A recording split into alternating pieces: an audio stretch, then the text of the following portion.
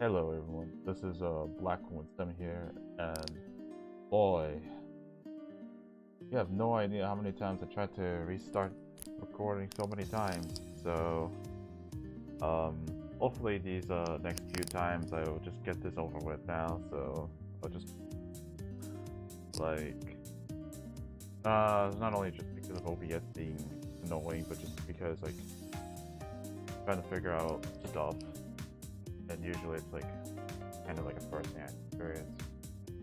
Probably need first-hand experience, or like in order for me to figure out certain things like noise suppression, because like I noticed in the past few videos, like I think you might notice this now, or I don't know if this problem's worsened or whatever, but that there is a bit of background noise. So yeah, laptop is somewhat annoyance, but of course you're never gonna record. Typically never record in your laptop anyways. Probably want a better computer for that, system for that. But that is what we have to deal with, so yeah. Well, anyways, for this battle or this week in CIL, we'll be up against C-Brand Games, and to be honest, this is by far like our scariest matchup, given how C-Brand has a very hyper offensive team with some very powerful Pokemon. Like you already see, like there's a Hoopa-U, which is basically like one of the best wall breakers in Draft League format if it's allowed.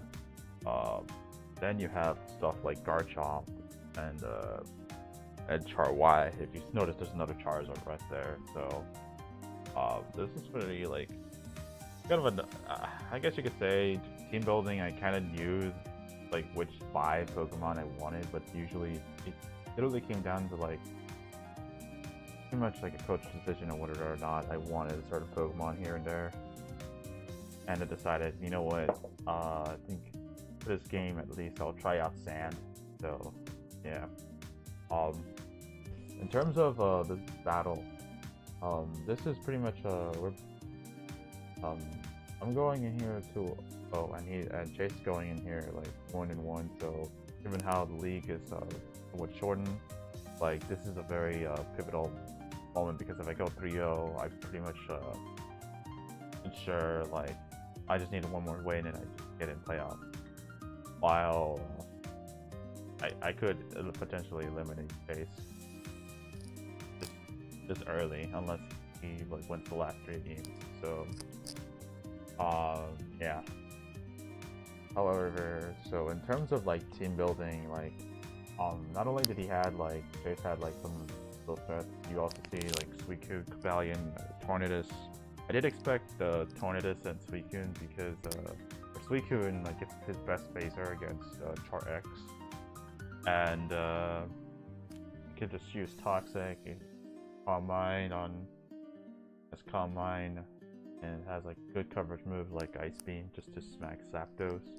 I do want to mention Calm Mind again, because like it's probably the one set that I'm kind of like worried about. So I did prepare for it in terms of like which ones have tech options for it.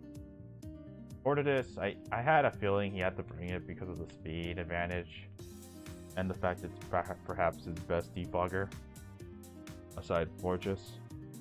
And Cobalion, I had a feeling he'd bring something for Fable and Porygon. So like, and maybe some of my mons here and there. Yeah. I actually expected Nidokings, but him bringing Cobalion works as well. But I didn't want him to bring Cobalion, so yeah, because it kind of makes one of my Pokemon kind of useless. So yeah. In terms of this battle, like I decided like bringing Char X was my best Pokemon and probably my main sweeper aside with Excadrill. Porygon 2 is somewhat of a mixed attacker here, so probably showcase its set here or whatever. Mew here is a Scarf with Ice Beam, Psychic, U-Turn, and Trick. U-turn is just this, like, the reason why I have Scarf Mew is because I didn't want to get caught up by, like, Hoopa, and I knew that I needed speed on my team, so they at least smack something like CharY if it's Weekend, or Garchomp, or Tornadus, while U-turn could just always give me momentum. And Trick is just there just to ensure that Suicune's not a threat, especially the Calm Mind variant, so yeah. In terms of Zapdos, I honestly wanted to bring U-turn, but like I felt that Light Screen was too important in this matchup because he had a lot of other special attackers like Raikou.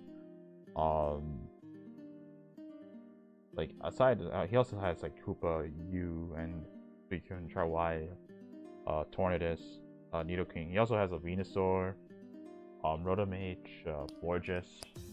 So I was like, yeah, this is pretty much like almost necessary. Though he could easily bring his physical attackers, which is, as you can see, he did bring like 3 of his best physical attackers. So then Garchomp, Hoopa, and Cobalion. So yeah. In terms of like the actual matchup, I decided to bring like a defensive Zapdos this time around. It wasn't like I tried to look into see whether there were some notable offensive damage calculations that makes it worthwhile running some kind of offensive Zapdos, but really there's not much really. So yeah, it's just Zapdos is just here just to mainly get Light Screen up and just be annoying with static. So lastly I wanted to talk about my Sandcore. Escadrille and Gigalith both have Rock Tomb, since both of them, one, I don't want to miss Rock Slide, or whatever. Gigalith can't even take advantage of Rock Slide, lynching. But like, Rock Tomb helps me, like, for sure it'll knock out CharY, unless it's like really bulky and I get burned on one of the guys. But like, it also gets me some speed control, so let's say if he goes into Cobalion or Garchomp maybe, then I can outspeed it with Escadrille and the following turn and just pick him off with an Earthquake. Another thing I wanted to note is that Escadrille is Jolly instead of Adamant, since I kind of needed that Jolly like speed to outspeed the Hoopa and Nidoqueen, which was somewhat annoying, but it's kind of. But I do have Life Orb, so that way like I ensure that those knockouts, like, and most of his Pokemon cannot take a hit from it. Unless I decide, unless Escadrille gets sacked for some reason. So Gigalith here is also my secondary check to CharY, so yeah. And pretty much sets up the sand for this battle. So yeah, I think we'll get right into it. So I'll be leading off with Blue Cat, and he'll be leading off with Garchomp. Just let's wait for this to load because I haven't seen this. One thing I noticed on Showdown is that the sprites haven't been working for me. Then again, I am using Chrome. So yeah. Here I want to go for Ice Beam, just to pick off Garchomp, maybe get a cheeky kill turn 1. But he easily reads this and goes Suicune, and he can recover this off with leftovers. So here I've decided to go into Zapdos, and he reveals a Signal Beam. So this is very important because this helps me figure out what type of Suicune set this is. And I don't want to face Suicune set with the like Roar or Calm Mind, because that kind of like it means that he doesn't have one of those options basically. He doesn't have either Roar, Calm Mind, Rest Talk, or even Protect, Sub, or even like that. So, or even like a Nice Beam or whatever. So, so basically he has coverage for Mew, which is very helpful. He doesn't have something like that. So, I didn't really check the damage cut on that. So, here I decide this is my best time to set up Light Screen. And as you can see, Ice Beam, I mean, we're able to eat this up. However, he decides this is his best time to go into Hoopa. I go to Roost, and yeah, I don't want to like get set up on this guy. Then Porygon, I send in Porygon, just to take a hit from Hoopa, but then it turns out he has like knockoff, and I was just like, ah, great. he doesn't have a Hyperspace Fury, but knockoff instead, which is probably just as worse. And now I am this Porygon 2 is kind of neutered, and I don't think it can do anything for the rest of the game because like literally half his entire team just pressures it offensively. So yeah, here I go for Facade, and I'm like, yeah, this I said idea is not gonna work out, so I'm probably gonna let this. I don't want to let this thing set up on me as well, so I was hoping that he attacked me with close combat or Iron Head, so maybe I just get a static. But he goes for a safe play and goes for rocks, which is like very acceptable. The bad thing is though, I don't have defog, and now he has access to his rocks early in the game, and I'm like, ah, great. I have to get in Giga at some point, so here I decide to go for my discharge. That way I can try to fish for paralysis. With the static and with the discharge, I should be able to get it. And I get it on the second try, and he goes for knockoff, does a crap ton of damage, over half my HP. However, this is a very interesting play on that Chase makes. He goes for snatch, heals my roost, and gets to +2, which is pretty much like negating the paralysis. And I'm like, great, now he could just keep attacking me.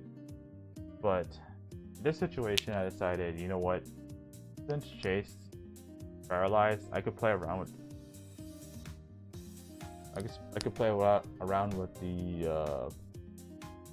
with the paralysis turns for a bit. Maybe getting some recovery and just like trying to like go for static. But yeah, snatch is very annoying because the Zapdos can't beat Zapdos can't beat Hoopa in either way, but with that +2 or +2 speed or ×2 speed, like Hoopa is now like gonna essentially just outspeed. Well, not outspeed, but like speed is negated, so I'm forced to switch out, and I decided, you know what, I might as well just go send in my sand mode right now. But he gets paralyzed here, so thinking about this now, I do get somewhat lucky, so because I didn't know exactly what to do against this Hoopa, and I was like, yeah, this Hoopa's about to like destroy half my team right now. But thankfully the paralysis helps me like ensure that it doesn't outspeed everything. With the blue harvest here, I've decided, you know what, it might be time to set up my rocks to ensure that his chart Y doesn't like gets like 50% damage off on itself. So this play, I don't understand why I made it. Like, I thought he would switch out, and I let Piccolet just take damage for no reason. And in all seriousness, I just go for Rock Tomb just to reduce the speed. And I thought he would switch out. I really thought he'd switch out, but like thinking of it now, I should have just sacked the Porygon, because Porygon is completely useless for the rest of this game. And he gets paralyzed again, and I'm like, great. So like helps that getting chipped. Of course, he's able to break through the paralysis and kill Porygon because I don't have my highlight. So here I go to the blue cat still. I'm gonna go for U-turn, just go for momentum, and no matter what, I'm always gonna go and switch out to something, whether it's Zapdos or whatever. Here I'm not so sure what he was gonna do, but he goes into Suicune, and I'm like, okay, all right, so maybe I can make a prediction and just go for Rapid Spin here. However, Suicune goes for the Scald, and he gets a crit. Now, depending on the investment, that may or may not have mattered, and also the item, well, left over. So, but then again, like, I'm Life Orb, so here I decide that this is my only time. Like, at this point, like, I'm really far back in this game because like he still has Garchomp, Cobalion, Tornadus, a relatively healthy investment, and I'm like, yeah, I don't know which one of them is scarfed. So, and plus Suicune's still there, so this is not looking good on my end. And I already weakened, let Gigalith get weakened, so it's already like it's not gonna do as much. It's not gonna do its job for like walling Char Y, so that's already a problem. So here I decided to go for Dragon Dance, and after contemplating for a bit, I decided, you know what, I'm gonna attack the Tornadus because I don't want anything coming in for free. So here he sends in his Suicune, and I'm like, alright, I don't know what he's gonna do, so I'm just gonna set up a Dragon Dance here. And he goes for Tailwind, and I'm like, oh great. Now this is gonna be like a bunch of 9 games, and I have to keep Dragon Dancing up no matter what. And he goes for Scald, and it does a lot to me. So now I'm thinking, yeah, this might be modest max special attack. So I'm like, yeah, I'm just gonna keep roosting. I'm hoping they doesn't automatically switch into Garchomp at any point in the game. But here I decided to go for my Dragon Claw because he has only 1 turn of Tailwind left, and I'm gonna ensure that he cannot get it up the second time. So, or maybe so. I decided to go for Flare Blitz because on the Cavalion, because he could have T-Wave or some like, or he just has like something to kill me with, like whether it's like close combat or Stone Edge. So, you know. Here I go for another Dragon Dance, thinking that I could take another hit. Solid, but he goes for a Tailwind of his own. Now, if you're wondering why I keep Dragon Dancing, it's because I think around this time I realized that with my investment, my speed investment, I thought I needed like to be at +3. I mean, no, not +3, but +5 to actually outspeed the rest of it.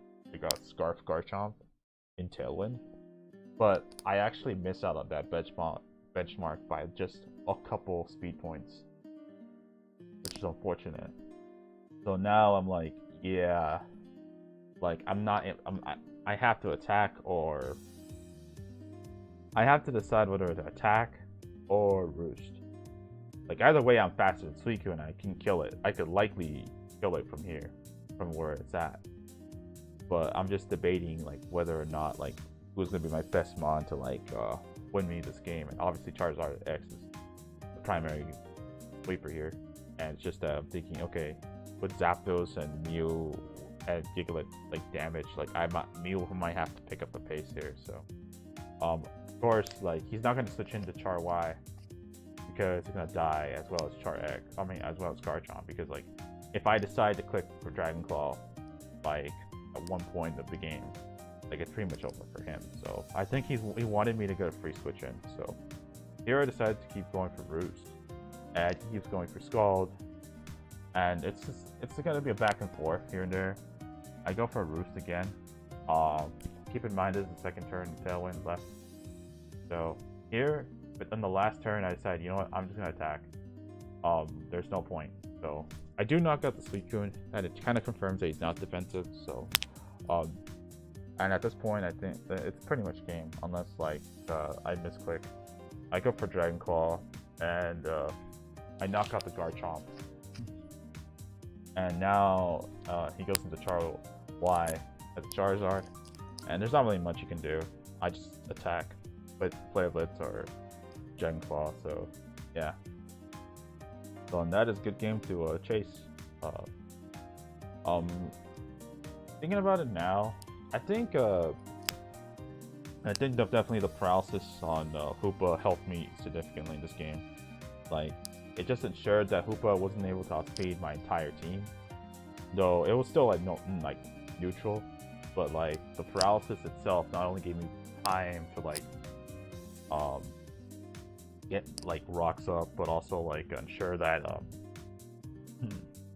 get some chip damage up to Hoopa as well. The Z Snatch was very nice on chases, like being able to like I just imagine like him being able to set up with that, dealing a Dragon Dance and getting the +2. Yeah, that'd be scary. That's the worst case scenario. So like good thing is that we managed to overwhelm the Hoopa before it had any other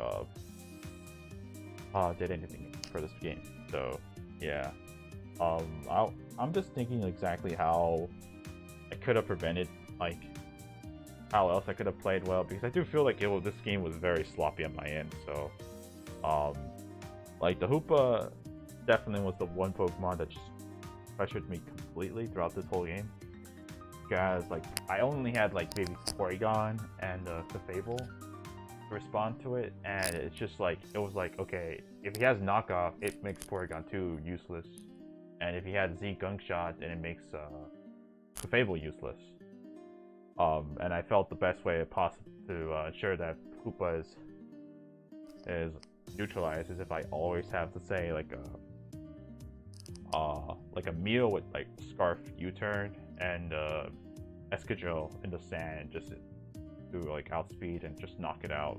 Charizard X can also be a direct offensive check to Hoopa, because Flare Blitz just will do massive damage to something on his team unless it's Garchomp. So yeah. But yeah, those Dragon Dance turns, it wasn't just me, like it wasn't really me, like, you know, showing off or anything. It's just like I did not know whether or not he had not Charizard, if he had a Garchomp with like a Scarf, and that's why I kept doing that.